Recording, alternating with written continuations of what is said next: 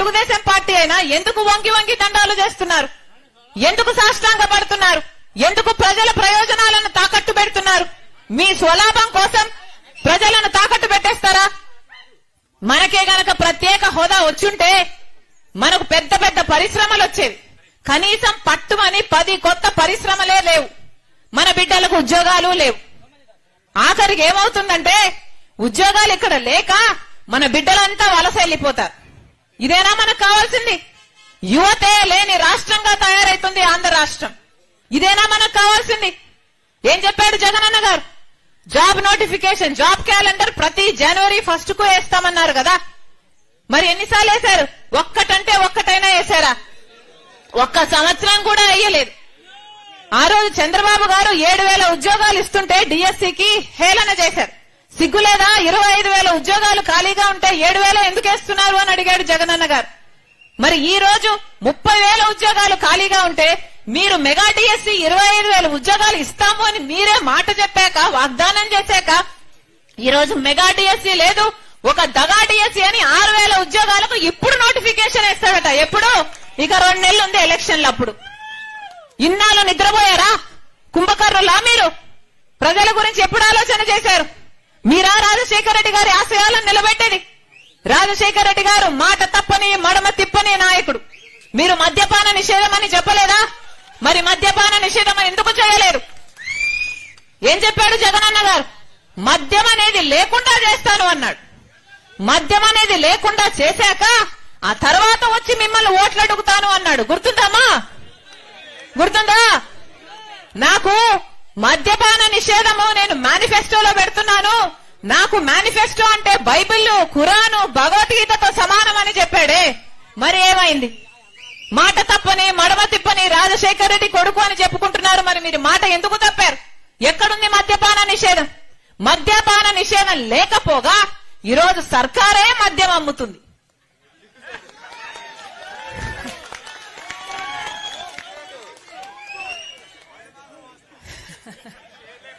సర్కారే మద్యం అమ్ముతుంది. వాళ్ళు అమ్మిందే కొనాలి. వాళ్ళకి ఎంతకు అమ్ముతే అంతకే కొనాలి. వాళ్ళు రెట్టింపు ధర పెడితే రెట్టింపు ధరకు కొనాలి. వాళ్ళు బూమ్ బూమ్ అమ్మితే బూమ్ బూమ్ కొనాలి. వాళ్ళు స్పెషల్ స్టేటస్ అమ్మితే స్పెషల్ స్టేటస్ కొనాలి. వాళ్ళు మెగా డిఎస్సి కూడా, మెగా డిఎస్సి అమ్మితే మెగా డిఎస్సి కొనాలి. ఎక్కడయ్యా నీ వాగ్దానాలు అంటే అన్ని మద్యం షాపులో ఉన్నాయి. ఇదేనా రాజశేఖర రెడ్డి గారి వారసత్వం? ఇదేనా రాజశేఖర రెడ్డి గారి ఆశయాలను నిలబెట్టడం అంటే? అది కూడా మన రాష్ట్రంలో, ఇది కూడా వినండి, ఇది కూడా ఒక సత్యమే. మన రాష్ట్రంలో 25% మందికి లివర్ చెడిపోయి, మద్యం తాగి లివర్ చెడిపోయి మన రాష్ట్రంలో 25% మంది ఎక్కువ చచ్చిపోతున్నారు మిగతా రాష్ట్రాలతో పోలిస్తే. అయినా పర్వాలేదా? అయినా అటువంటి మద్యమే అమ్ముతారా? ఏమన్నా కల్తీ మందు అమ్మే ముందు కనీసం ఒక క్వాలిటీ చెక్ అయినా ఉందా? ఏమీ లేదు. వాళ్ళు అమ్ముతారు, వాళ్ళు అమ్మిందే కొనాలి. వాళ్ళు రెట్టింపు ధర పెట్టి అమ్మితే ఆ రెట్టింపు ధరకే కొనాలి. వాళ్ళు అమ్మిందే కొనాలి, అదే తాగాలి, అదే సావాలి. ఇదే బ్రతుకైపోయింది కదా. ఇది ఎక్కడి న్యాయం అని అడుగుతున్నాం. అట్లీస్ట్ కనీసం ఇప్పుడు ఆన్లైన్ పేమెంట్, డిజిటల్ పేమెంట్స్ కూడా లేవట. Only cash, only cash. ఎందుకు అని అడుగుతున్నాం. అంటే రాష్ట్రానికి రావాల్సిన ట్యాక్సులు రావు, కేంద్రానికి వెళ్లాల్సిన ట్యాక్సులు పోవు. అంతా లిక్కర్ మాఫియా. ఈ డబ్బులన్నీ వీళ్ళ జోబుల్లోకే పోతాయి. వీళ్ళు ఎంతకు ప్రొడ్యూస్ చేస్తున్నారు, ఎంతకు అమ్ముతున్నారు, ఎంత అమ్ముతున్నారు, దేనికి లెక్కలు లేవు. ఈ డబ్బులు మొత్తం వీళ్ళ జోబుల్లోకే పోతున్నాయి. వీళ్ళ రాజశేఖర రెడ్డి గారి ఆశయాలను నిలబెట్టేది. అందుకే చెప్తున్నాం, ఈ రోజు రాజశేఖర రెడ్డి బిడ్డ ఆంధ్ర రాష్ట్రంలో రాజకీయాలు చేయడానికి అడుగు పెట్టింది అంటే ఎందుకు పెట్టింది?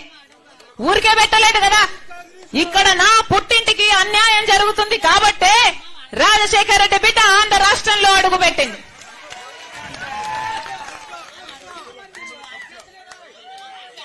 రైతుల భూముల కబ్జా, ఇక్కడ ఒక అన్న గిలగిలా కొట్టుకుంటున్నాడు, నా భూమి కబ్జా అయిపోయింది అని. ఎవరైనా పట్టించుకునేవాడు ఉన్నాడా? ఎవరూ లేరు. ఆ రోజు ఇక్కడ ఇందాక తమ్ముడు చెప్పాడు, అమ్మా నువ్వే వచ్చావు మాట్లాడావు, అప్పుడు కాంగ్రెస్ పార్టీ ద్రోహం చేసిందని చెప్పావు, మీ పార్టీ జెండా ఎత్తుకున్నాం, ఇప్పుడు మళ్ళీ నువ్వే కాంగ్రెస్ పార్టీ జెండా ఎత్తుకోమంటున్నావు, ఇది ఎక్కడి న్యాయం అని అడిగాడు. అన్నా నేను ఒక మాట అడుగుతా, రాజశేఖర రెడ్డి గారు కాంగ్రెస్ పార్టీలో నాయకుడిగా ఉన్నాడు. రాజశేఖర